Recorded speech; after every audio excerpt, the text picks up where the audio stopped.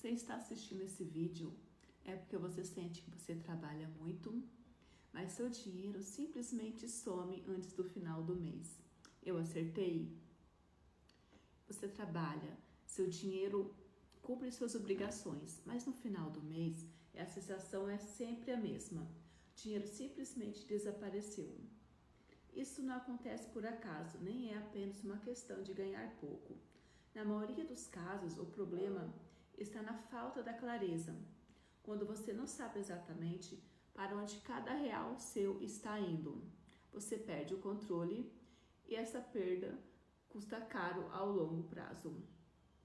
Organizar a vida financeira não começa com investimentos, nem com cortes radicais. Começa com algo muito mais simples, mas que a maioria ignora. Enxergar a realidade como ela é. É impossível melhorar aquilo que você não mede. Por isso, o primeiro movimento a fazer é fazer um raio-x da sua vida financeira. E aqui existe um ponto muito importante. Você não precisa de ferramentas complexas. Precisa só de consistência. Escolha o método prático que você prefira, ou um caderno, uma caneta para anotar, um aplicativo no celular, uma planilha no Excel, o que você achar melhor. E registre tudo durante 30 dias. O que você gastou, onde você gastou e a data deste gasto. Se você falhar nesse ponto, qualquer estratégia futura que você vai tentar será baseada em uma suposição, não em dados reais. Então, esse primeiro passo é muito importante, tá? Então, já comece hoje, já pegue um documento seu para você começar a fazer essas anotações. Ao longo desse processo, uma mudança de mentalidade precisa acontecer. A regra mais simples e também é a que é mais negligenciada das finanças pessoais é uma das mais importantes: pagar a si mesmo primeiro.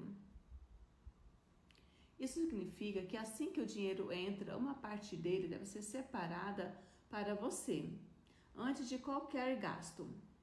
Não é o que sobra no final do mês. Você já vai delimitar agora mesmo qual valor você vai poupar para você. Porque na prática nunca sobra, né? Se a gente pegar lá, receber o salário e ficar livre no final do mês, a gente até gasta mais do que a gente recebeu. Então, a ideia é já delimita agora. Vou reservar R$50, R$100, ou o valor que você consiga. Já reserva esse valor de agora para você conseguir fazer essa poupança durante o mês. Muitas pessoas que travam aqui por crenças limitantes, muitas pessoas vão falar: eu não consigo guardar dinheiro. Realmente acontece isso, tem muita gente que fala mesmo isso.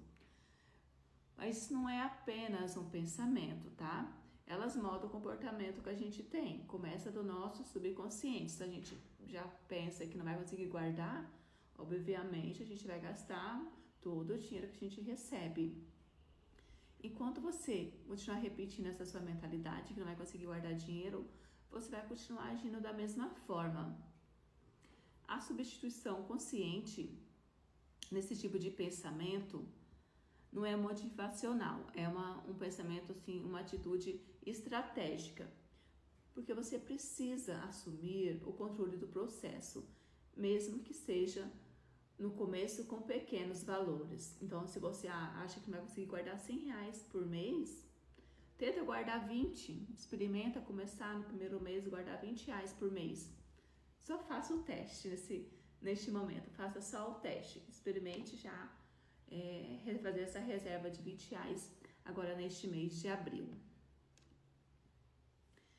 Com esses gastos em mãos que você vai ter no próximo mês, porque você vai ter anotado todos os seus gastos, o que você comprou, o valor e o que, o próximo passo vai ser analisar onde está o peso real das suas despesas. E aqui que está um erro bem comum também: focar apenas nos pequenos gastos do dia a dia e ignorar as despesas fixas. São justamente essas despesas recorrentes como moradia, internet, telefone, assinaturas, serviços, que têm um maior impacto a longo prazo.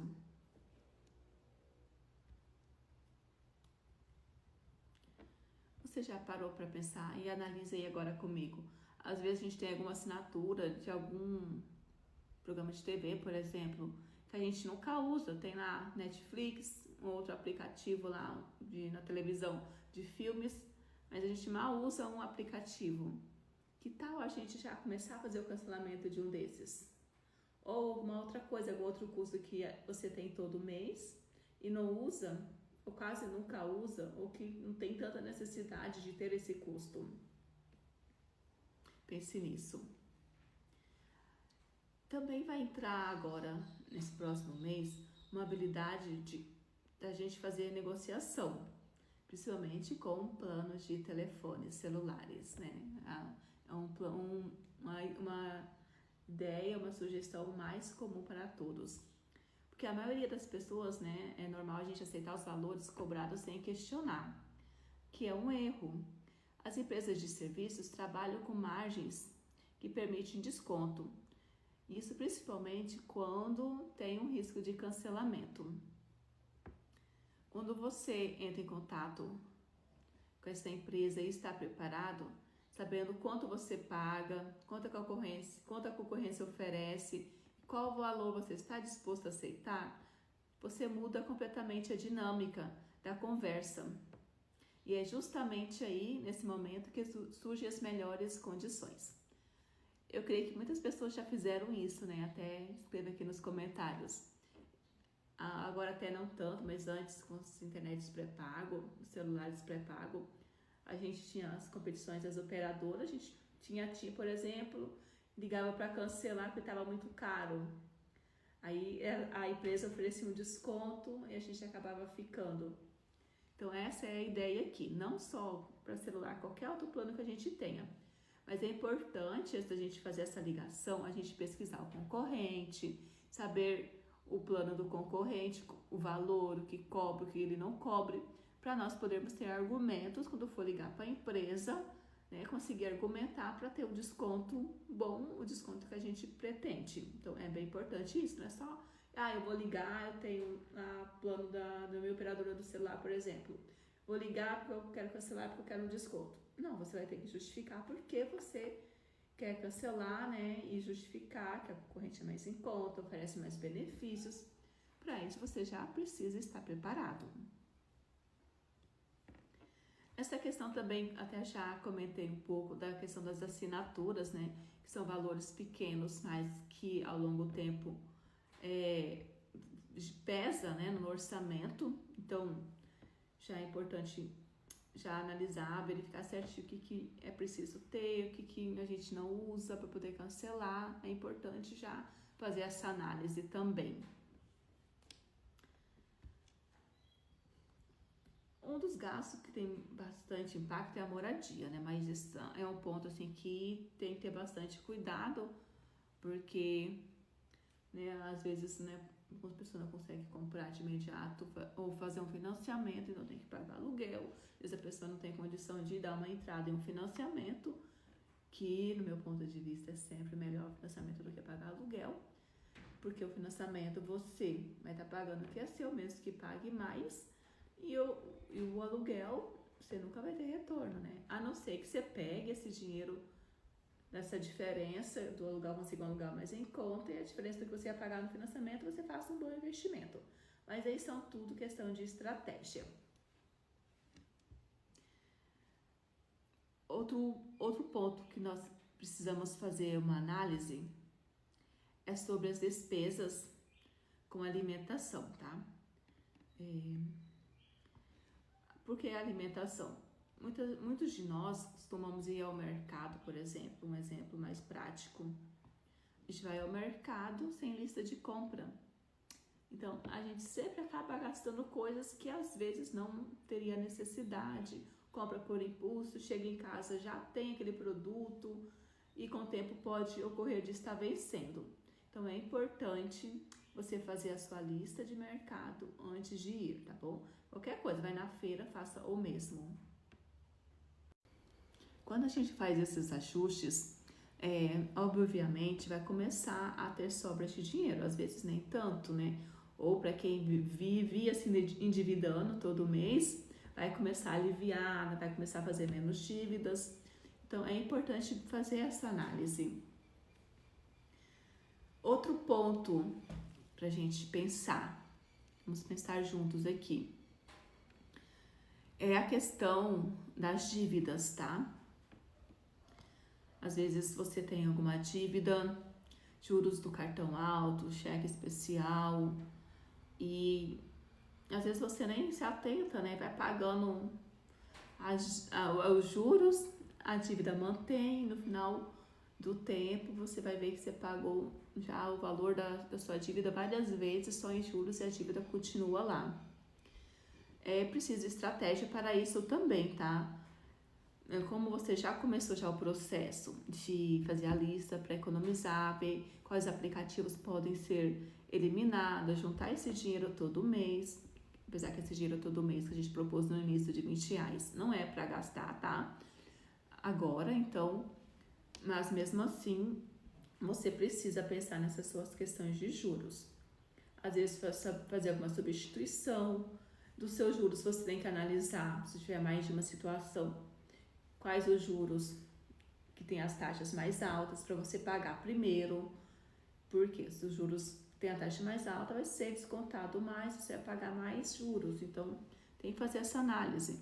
Ou se você quiser dar aquele alívio assim, interno, eu vou pagar primeiro essa dívida menor, só para você sentir, né, que deu aquela aliviada, faça isso, né? Comece então pela menor, porque aí você começando a pagar as dívidas menores, lógico, analisar a questão de juros, se não compensa tentar maior, mas se você não consegue pagar maior, você conseguindo pagar a dívida menor, depois vai sobrar o dinheiro da dívida menor e o que você conseguir economizar, tá?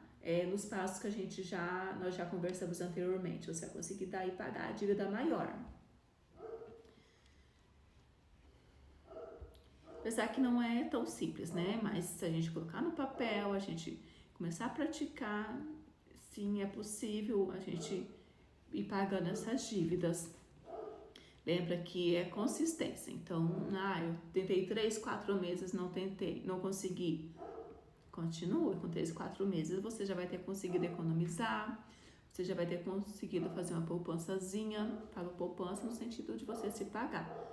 Porque a poupança hoje em dia, na verdade, nem compensa, né? A gente compensa mais investir em um fundo fixo, de renda fixa, por exemplo, que paga mais. Mas, enfim. Com essa estrutura organizada, vai surgir a possibilidade de você avançar para o próximo nível. Fazer o dinheiro trabalhar para você. É isso que todo mundo quer, né? É isso que eu quero, né? Até se você está me assistindo aí, já clica em curtir o vídeo. Comente o que você está achando dessa gravação, compartilhe e siga o meu canal, tá? A minha intenção também é ter renda passiva. Eu creio que todo mundo quer ter aquela renda, né? Então, ajude aí, gente, colabore. Investimentos deixam de ser algo distante e passam a fazer sentido dentro de um plano. Nesse estágio, já o foco não é nem a complexidade, como eu já até falei, é a consistência. Até recomendo que faça um teste de 6 meses, seguindo essas dicas, e depois me comente aqui, escreva aqui nos comentários se surgiu resultados. Para vocês, algumas dicas. Por exemplo, até já falei da renda fixa, que é mais segura, tá? Então, se você não entende muito de investimentos, não vá querer deixar de agora investir no Tesouro Direto. Por favor, invista em uma renda mais tranquila para você fazer o acompanhamento. E à medida que o tempo vai passar, vai entrar um fator que vai mudar o jogo, que são os juros compostos. O que é os juros compostos? Nesse projeto de 6 meses, por exemplo, eu comecei a fazer o investimento, um exemplo para você entender. No 3º mês, eu comecei a colocar lá vamos seguir esse exemplo dos R$20 que eu coloquei na renda fixa, por exemplo. Então, coloquei no mês de abril. No mês de maio, quando der um mês, já vai ter um jurinho. No mês de junho, você não vai receber o juro só dos R$20 que você colocou agora em abril. Vai receber sobre o valor que você colocou agora em abril, mais os juros de maio. Esses são os juros compostos, que a longo prazo compensa bastante. Então, é importante assim, você já começar quanto antes, tá? Então, eu não consigo R$200, coloque 20, tá? Porque é um esforço ao longo do tempo. E adiar esse processo pode custar caro, tá? A construção de um patrimônio no longo prazo passa por ativos que geram renda, como fundos imobiliários, ações que distribuem dividendos. Esse aqui já é o nível mais avançado, tá? Que é uma das formas que dá um lucro de renda passiva, mas é importante, antes de você investir, você estudar um pouquinho, tá? Então, não recomendo já ir investindo sem você estudar qual a situação que você melhor se adequa, tá? Até porque tem alguns investimentos que precisam de um prazo, você pode colocar, mas tem que ficar, por exemplo, 6 meses sem mexer, 1 ano sem mexer, 2 anos. Então, é importante você se atentar a esses detalhes, senão o que você vai ganhar, você vai perder quando for retirar, porque tem os impostos de renda. Então, é importante você observar esses detalhes. E para tudo isso, para você conseguir esses investimentos, precisa de uma boa base, né? Por isso que eu já estou aqui comentando com você, trocando uma ideia de como você conseguir juntar um dinheiro e economizar um pouquinho. E no fim, quando realmente o resultado chega, né? Que não vai ser só conhecimento, vai ser o método que você escolheu, é a execução, né? Você fez todo o processo, você executou as suas ações para poder conseguir diminuir os seus custos, os seus gastos, investir uma renda. Isso é muito, como é que eu posso explicar? É muito importante pra gente, né? A gente se sente assim muito feliz porque conseguiu esse processo.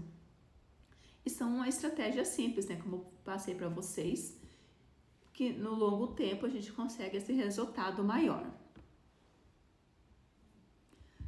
Então, se você gostou desse vídeo, eu já vou pedir para você compartilhar, seguir o meu canal. Se você gostou dessas dicas que eu passei, coloque aqui nos comentários se você gostou, também se não gostou, tá? Dê a sua opinião, isso é bem importante. E desde já me ajude nessa renda passiva, tá? Já siga o meu canal para ajudar a ter os meus rendimentos de forma passiva. Então, gente, obrigada a todos por assistir o vídeo até aqui comigo. E até o próximo, né? Até a próxima gravação que eu fizer. Se quiser algum tópico específico, já coloque nos comentários também. Até!